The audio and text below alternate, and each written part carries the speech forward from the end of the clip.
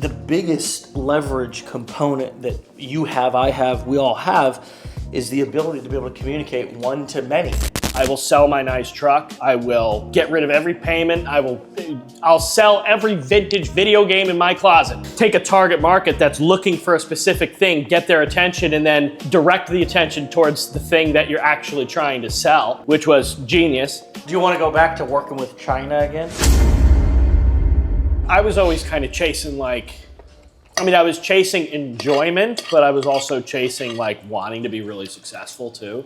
And I always just kept thinking I'm not making enough, I'm never gonna get anywhere doing this, so what's the next step? And it led me to starting a business. And then ultimately, right, there was no way for me to do that same job as an employee and make more than I was making as a business owner, but the amount of just misery is the best term. I talk about it so much, and I almost I feel like I was ungrateful for everything that I did and everything that I wound up having. But I hated it so much. It was terrible. When you were doing mechanic stuff? Yeah, all throughout, except for the very beginning. When I was young, 18, it was exciting. Yeah. But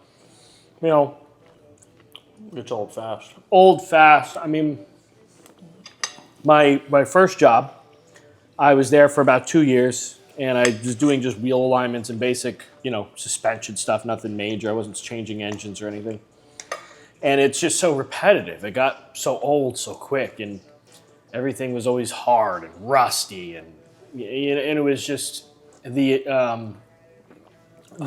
physical exertion to actually just do your daily tasks was unbelievable. Yeah.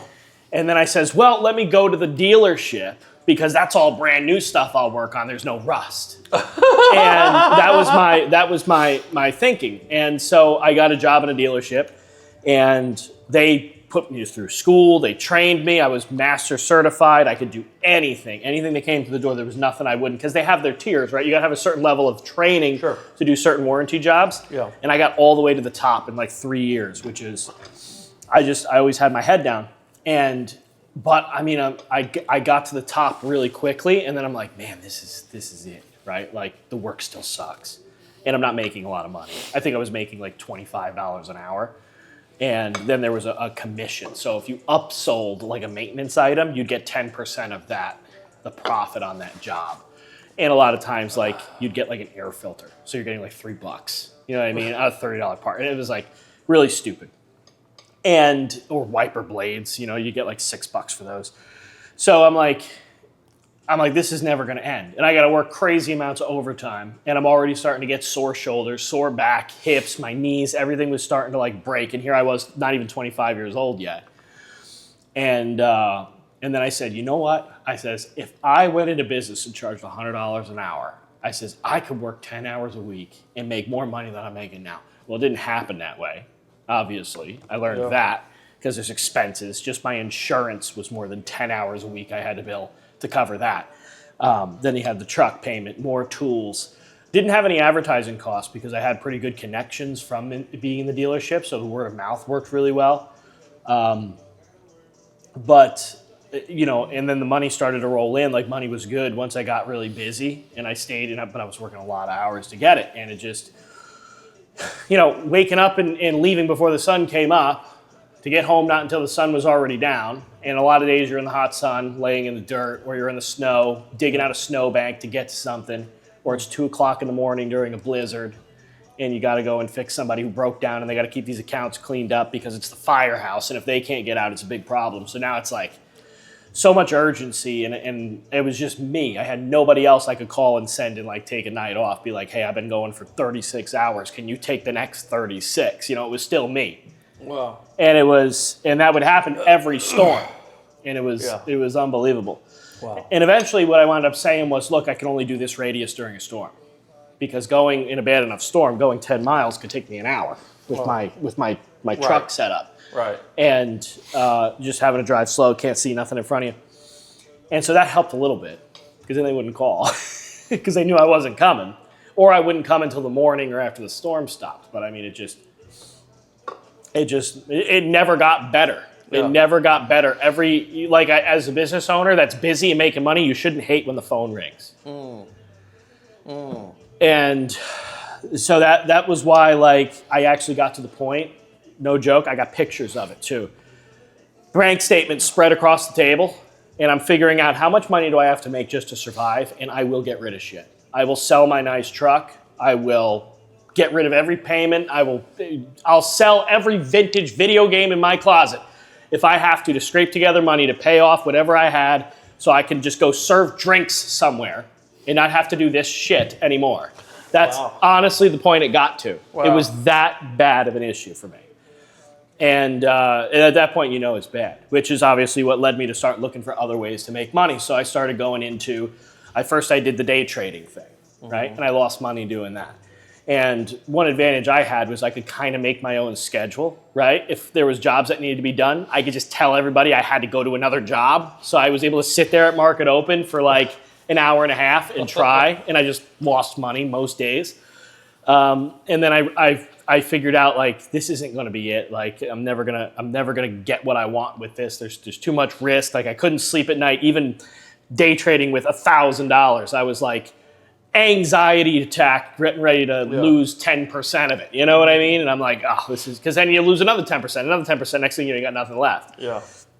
Then I tried the Amazon FBA thing, so I bought a course, and it was actually really good. Like, I learned it and I understood it. And I screwed myself over on that because there was a product I found. There were these lockpick sets, right? These little things. I was going to sell them on Amazon, ship them into the warehouse. I said, oh, this is great. People are searching for it. Competition's low. Profit margin's good. I'm going to make like $12 a set on these. Like, so I went online. I ordered, and I was like talking to these Chinese people on the phone. And and like they say some oddball stuff. Like, if you ever talk to a Chinese vendor on the phone, they'd say like, dream about me at night and stuff like that to you. Like, that's their farewell for a phone call, even in like professional settings, which is weird. But, so I ordered these lockpick sets, 300 of them. And it costed me like between $3,000 and $3,500 by the time I got them all shipped in. Well, it was a restricted item on Amazon. By the time I got them all, it's paid for. It was a restricted item, so I couldn't even list them and sell them. And now there was $3,500 or whatever it was just gone. And now I'm stuck with all these lockpick sets. And I didn't know what I was going to do with them. So I was able to offload a bunch of them on Facebook Marketplace over time. eBay, I sold a few. That was a hassle, shipping the stuff out.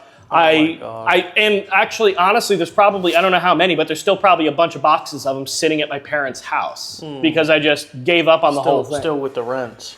Yeah. You're still with your rents. Yeah. I mean, I reclaimed a chunk of my money, but it was a loss. And so, and then of course, I think everybody's got that drop shipping store that never really launched, right? So that was the next thing. Bought a course. Drop shipping store that never launched. Yeah. So I did that. And then what I couldn't figure out was the ads stuff for it. I couldn't figure out the ads. Like, I had bought I don't remember if I bought a course or if I was going off YouTube videos, but I was going off some information and I couldn't get clear and understand the ads portion of it. Like, they're running ads, but there was always those little nuanced details that just weren't clear enough.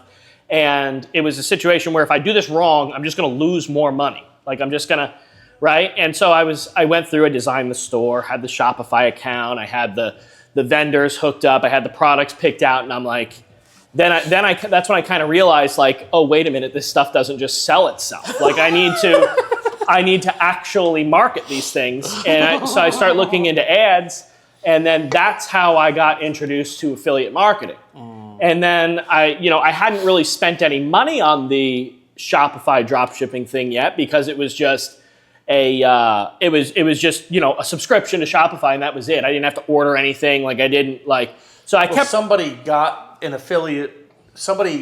You signed up for Shopify under somebody's for sure. affiliate link. I'm positive. I don't know who. But definitely. Yeah. And that was probably just a YouTube video or a course. It was inside or whatever it was. But anyways, that was But then I switched gears because I'm looking at people talking about affiliate marketing, and I'm like, and I had heard about that before. For some reason, I had this idea that was going to be way over my head. Like, affiliate marketing, what's even an affiliate, right? And I'm like, I don't know nothing about marketing. I don't know nothing about affiliates. Hey, you know what? Let me call China. That's what I'll do. Ask them about it. Right. Yeah, like that's the simpler thing to do. How ridiculous is that concept? Dream at me. Dream for me at night. Oh, I was dreaming. Let me tell you, I was dreaming. But yeah, I mean, once I started actually like watching good information and like getting an idea of how it actually worked, I'm like, holy crap, this is a whole lot simpler. And way I was introduced was because I was watching people teaching drop shipping, but then saying, this is a much better business model that you should look into because I've been making way more money doing this than I am doing this. So here I am, just watch this whole thing on how to do ads for drop shipping or whatever. But by the way, this is going to be way more profitable if you do this instead and you have all this hassle you don't have to deal with. So I'm like, oh, that's perfect. Like, conveniently, why did you just start the video that way? You know what I mean? And so, you know, but it was like looking back now, I mean, that's like a genius thing because, you know, take a target market that's looking for a specific thing, get their attention, and then direct the attention towards the thing that you're actually trying to sell, which was genius. And then I wound up buying the 15-day challenge. That's you know, that was my next step. And then that was the thing that worked. Finally it worked. Something. And so, I mean, when I think about all that, I've told that story a lot of times, like that whole journey, that coming up, and like, I know so many people have just quit after the one thing. Oh yeah.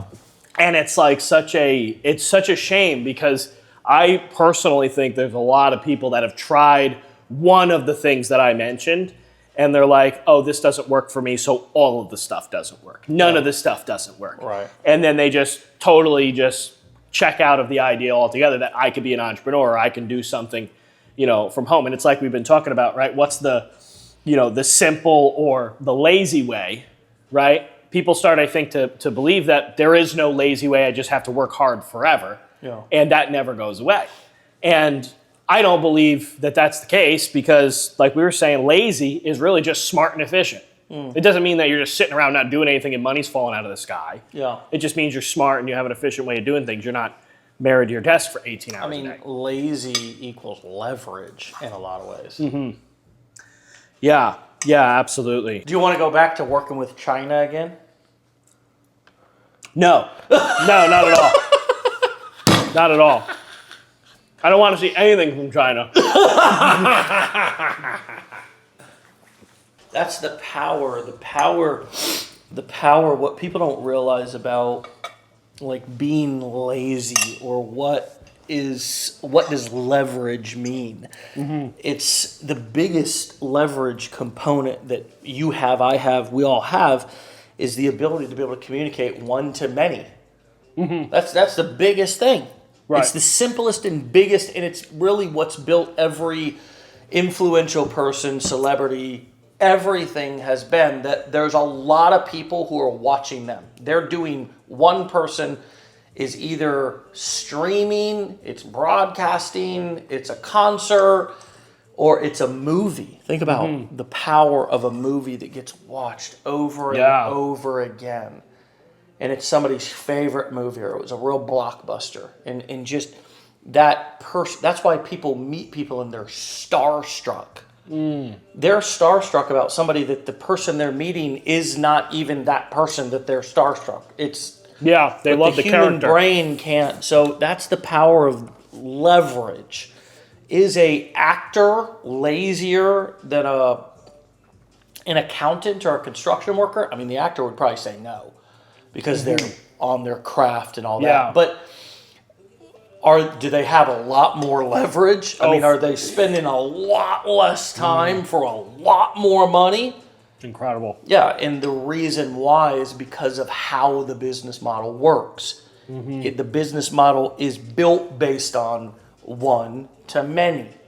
One movie, many people. And so that's really the biggest, like if you want to be lazy, if you want to have leverage, if you want to not work as hard, you have to figure out what are the biggest levers that I can pull that create a one-to-many scenario. And one of the most basic ones is if you're in sales, figuring out how can I just either market to generate leads more so they're flowing to me one-to-many, or could I even do a collaborative group close? Say, for example, getting a bunch of people on a webinar and closing them that way. I mean, these are simple tweaks, but most people don't think about, how can I mean, every change to your business doesn't always have to be to make more money. Yeah. Right? We make changes to this business all the time that are about creating more freedom. Yeah. Right? Without a doubt. Systems, freedom. Yeah, so it's not, leverage is not about, it's also about untying yourself from the business in certain ways. You know? Is that lazy? No. What if I removed a certain component of the business that took a lot of work and nobody really noticed it? That's happened before. Right. It's like that was a huge time suck and we stopped doing something and it didn't really affect the business. Yeah. Right? It's the other scary thing is like when you let somebody go and nothing in the business changes. Right? It's like, oh shit, like what the hell? Yeah, what are they doing? I thought I had leverage there, but I didn't. Like I wasn't as leveraged as I thought I was with that particular employee. Maybe they were playing more of a middle management role where I didn't need that. I needed somebody who could execute. Right? So I mean, again, there's a lot of ways to create leverage. There's a lot of ways to create to go from one-on-one to one-to-many. But a lot of those like ways that I said were the easiest ways, like ways that you can implement right now. Like you could, if you're a business owner, you could email your database and you could say, hey, I'm putting on a free web class where I'm going to teach what I do in my practice or with my expertise. If you're an accountant, you have all those email addresses. You could email your database and say, we're putting on a free web class where we're going to show you how to prepare for tax season. Like, so people who prepare in the way that we're going to show you tend to save X amount. Right? For sure. All of a sudden you get them on, perhaps there's an upsell you can make on that web class at the end to get to the front of the line or to have some additional, I don't know, person in the firm working on your, you have to know what would be valuable to your client, but it's like, how can I create a situation where I'm talking one-to-many that otherwise, what do I have to do? I got to pick up the phone and call people one-on-one. Nobody's doing that. Right. But there's more ways than what you think to create leverage through creating one-to-many marketing or sales or even delivery. Think about a trainer or gyms or fitness health places that just simply include a group class with their one-on-ones. Those types of organizations, you can guarantee they're adding in a significant stream of income by doing that. And it only takes one trainer, for example, spin classes. Unfortunately, Peloton, ended up kind of crashing their stock. I don't know what it's doing now. But it was a great concept. They mismanaged it somehow, right? But it was a great concept. I think more people were just riding inside during the pandemic. And then once that ended, it kind of wasn't as popular.